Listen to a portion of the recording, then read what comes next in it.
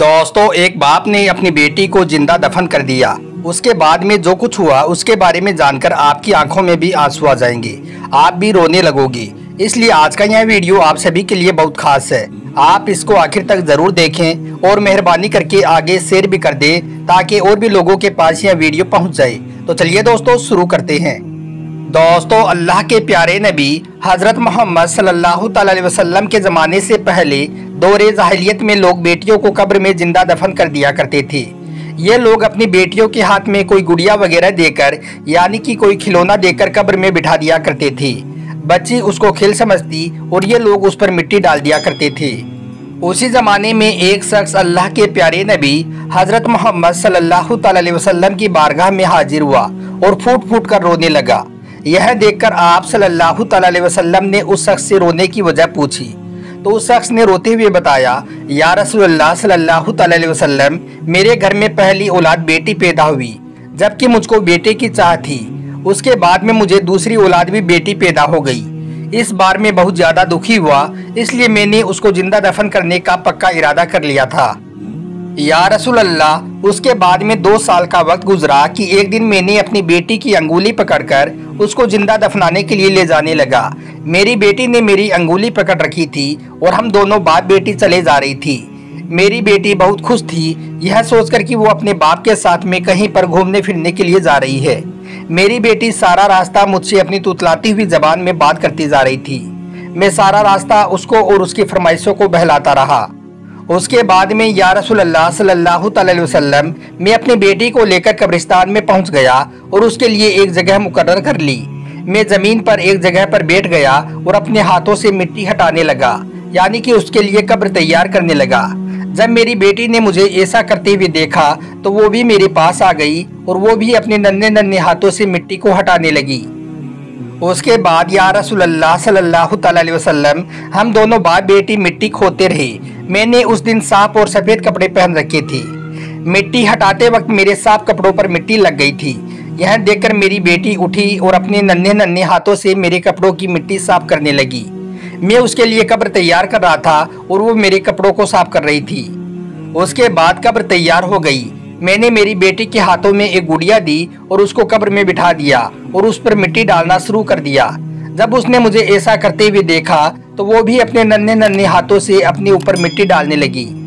या रसूलल्लाह, मेरी बेटी अपने ऊपर मिट्टी डाल रही थी और हंस रही थी, क्योंकि अभी भी वो इसको खेली समझ रही थी। इसलिए वो मुझसे फरमाइशें भी करती जा रही थी। लेकिन मैं दिल ही दिल में झूठे मन से खुदा से दुआ कर रहा था कि या अल्लाह, मुझे बेटी नहीं बेटा चाहिए, मुझे बेटा दे दे। मैं दुआएं करता रहा और मेरी बेटी दफन होती रही।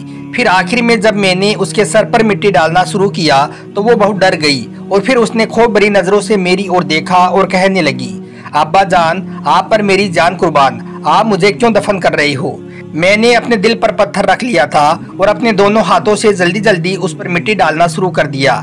मेरी बेटी रोती रही और मुझको देखती रही और मेरे लिए दुआएं करती रही, लेकिन मैं उस पर मिट्टी डालता रहा और देखते ही देखते मैंने उसको जिंदा दफन कर दिया।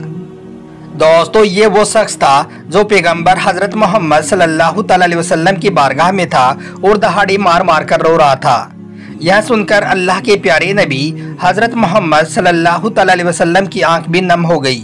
आपकी दाढ़ी मुबारक भी आंसुओं से तर हो गई।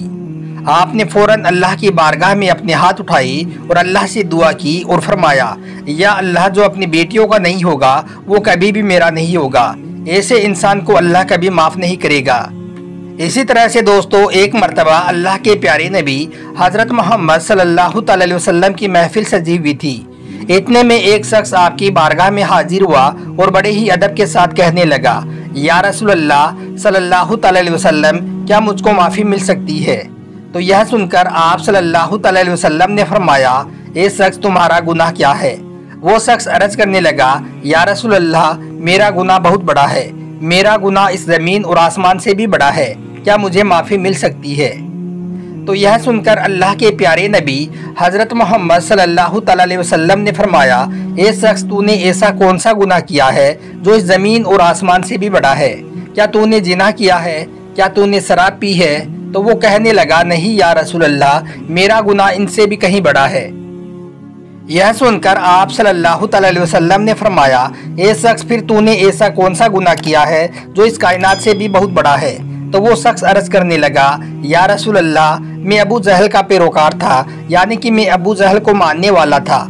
मेरे इलाके में अबू जहल की हुकूमत थी और उसका ये ऐलान था कि अगर किसी के घर में बेटी पैदा हो जाए तो वो उसे जिंदा ही दफन कर दे। अगर कोई ऐसा नहीं करेगा तो उसको गिरफ्तार कर लिया जाएगा। या रसूल अल्लाह, मेरे घर में कोई औलाद नहीं थी। मेरी शादी को 14 साल गुजर जाने के बाद मेरे घर में एक बेटी पैदा हुई थी। वो बहुत खूबसूरत और प्यारी थी। उसको देखकर मेरी बीवी मुझसे कहने लगी कि हमारे घर में बड़ी मिन्नतों के बाद में यह बच्ची पैदा हुई है, हम इस बच्ची को जिंदा दफन नहीं करेंगे। हालांकि हमारे इलाके में अबू जहल का ऐलान था कि कोई भी अपने घर पर बेटी नहीं रखेगा। फिर भी हम दोनों मियाँ बीबी ने यह फैसला कर लिया था कि हम इस बच्ची को जिंदा दफन नहीं करेंगे। इसलिए हमने अपनी बेटी को अपने घर में छुपा लिया और उसकी छुपकर परवरिश करने लगे। इस तरह से करते करते हमारी वो बेटी 4 साल की हो गई। अब वो चलने फिरने लगी। हमें हमारी वो बेटी बहुत प्यारी लगने लगी। जब मैं शाम को घर आता तो मेरी वो बेटी मेरे सीने से चिमट जाती, जिससे मेरी सारी थकावट दूर हो जाती थी। या रसूल अल्लाह, इस तरह से करते करते हमने 5 साल तक हमारी बेटी को छुपा कर रख लिया। लेकिन एक दिन मैं मक्का के चौक में घूम रहा था कि इतने में अबू जहल ने मेरा गिरेबान पकड़ लिया और कहने लगा, ए शख्स, मुझे पता है तुम्हारे घर में बेटी है। अगर तू उसे आज जिंदा दफन नहीं करता है तो कल हुकूमत के लोग तुम्हारे घर आएंगे और तुम दोनों मियाँ बीवी को गिरफ्तार कर लेंगे। या रसूल अल्लाह, उसकी यह बात सुनकर मैं बहुत डर गया था। इसलिए मैंने मेरी बेटी को जिंदा दफन करने का फैसला कर लिया था। उसके बाद में मैं अपने घर आया और मैंने ये पक्का इरादा कर लिया था कि आज मैं अपनी इस बेटी को दफन करके रहूंगा। आज मैं इसको अपनी आंखों से जुदा कर डालूंगा।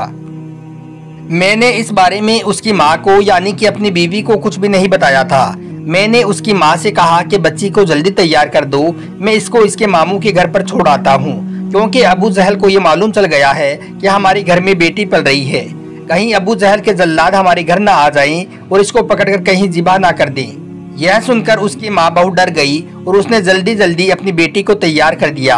उसको नहलाया, उसके कपड़े बदले, उसको दुपट्टा पहनाया, उसकी आंखों में सुरमा लगाया।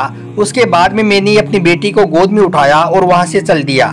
जब मैं अपने घर से निकल रहा था तो घर के दरवाजे के पास में रखी कुदाल को भी चुपके से उठा लिया, क्योंकि मेरे दिल में बुराई थी। मैं अपनी बेटी को लेकर जंगल में चला गया, उसको पहाड़ों की तरफ ले गया।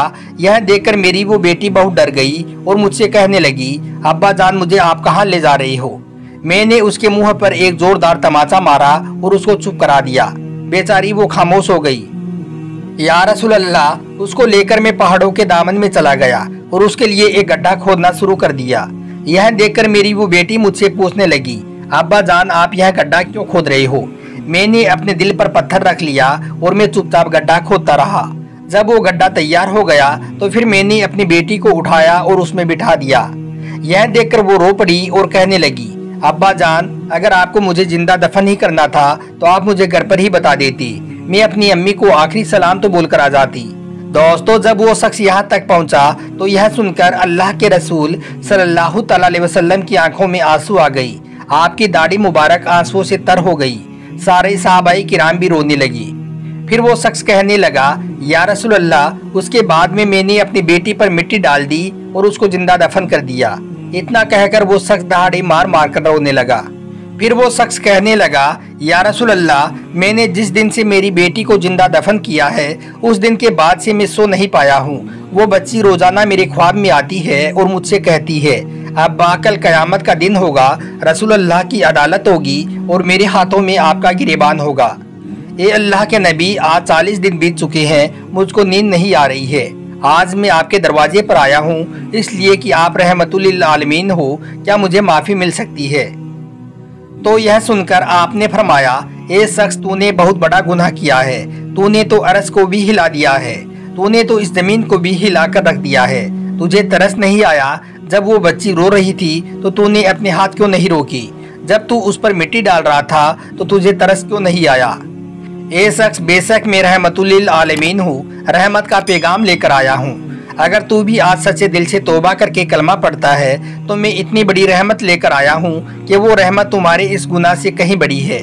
इसलिए अगर तू भी सच्चे दिल से आज तौबा करता है तो मैं तुम्हारे इस गुनाह पर माफ़ी की चादर फिर देता हूँ।